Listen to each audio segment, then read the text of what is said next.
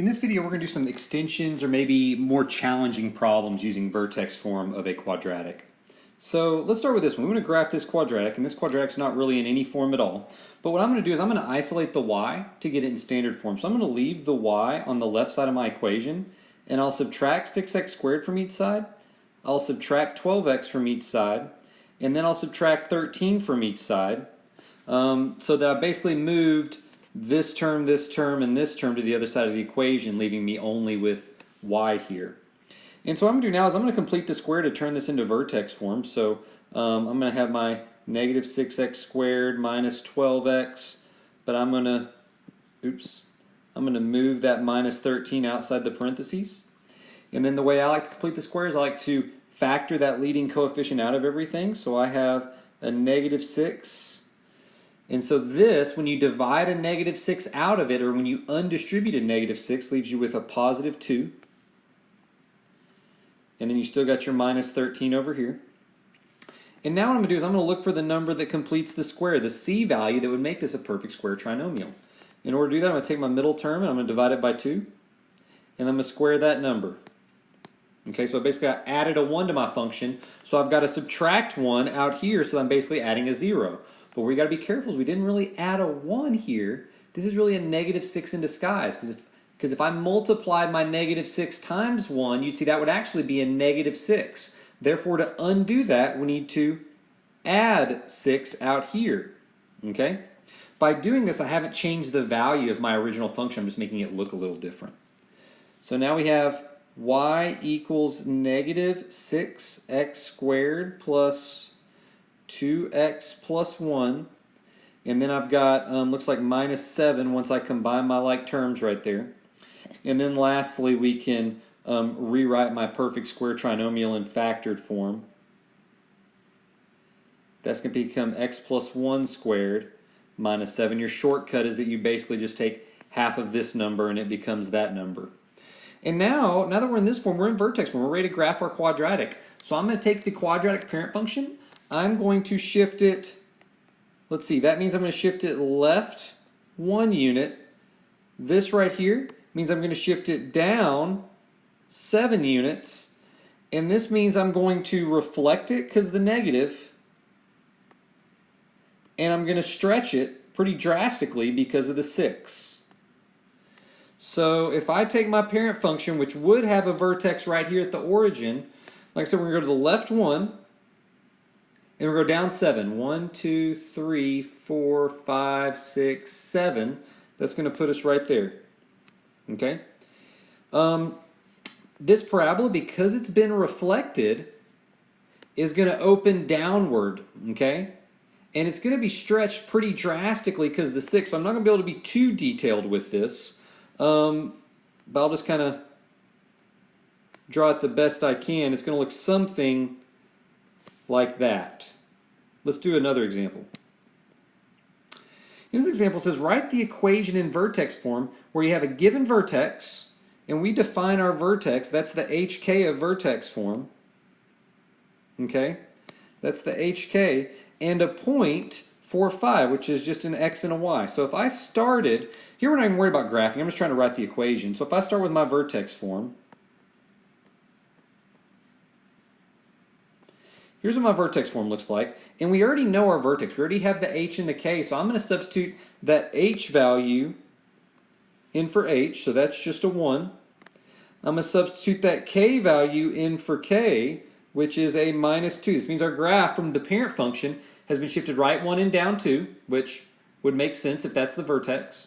Now the only question is we don't really know what this a value is. Okay, there may be some sort of vertical stretch happening here.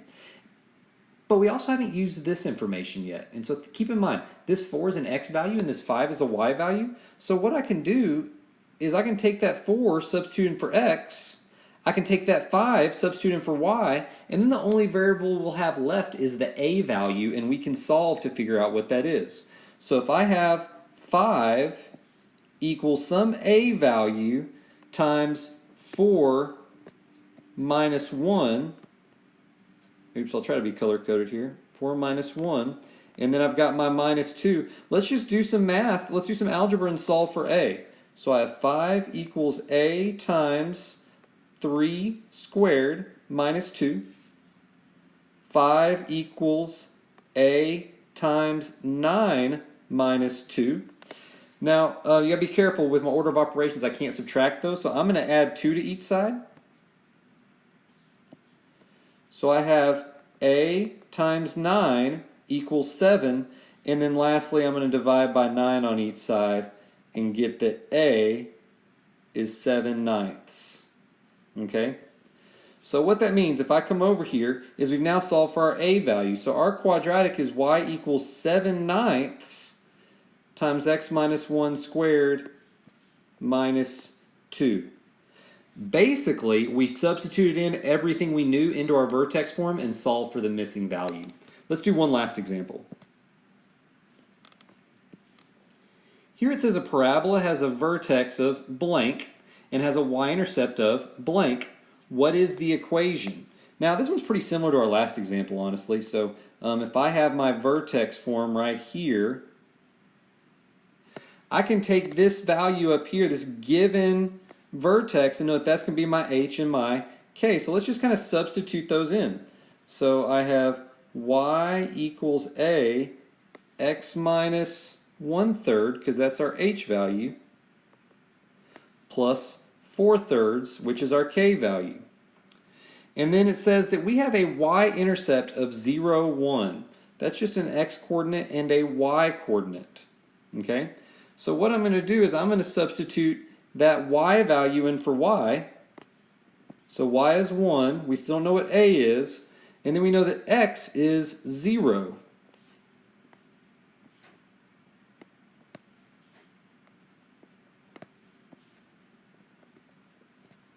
Now, our algebra is going to be a little tougher here because of the fractions, but let's just jump into it. So we have a, 0 minus 1/3 here is negative 1/3. And then negative 1/3 squared is negative 1/3 times negative 1/3, and negative times a negative is a positive. And 1/3 times 1/3, if you multiply straight across, is 1/9. And then we still have our 4/3. And I'm going to come up here because I'm running out of space.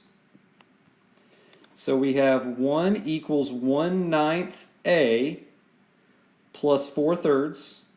So I'm going to solve for a by subtracting 4/3 from each side of my equation.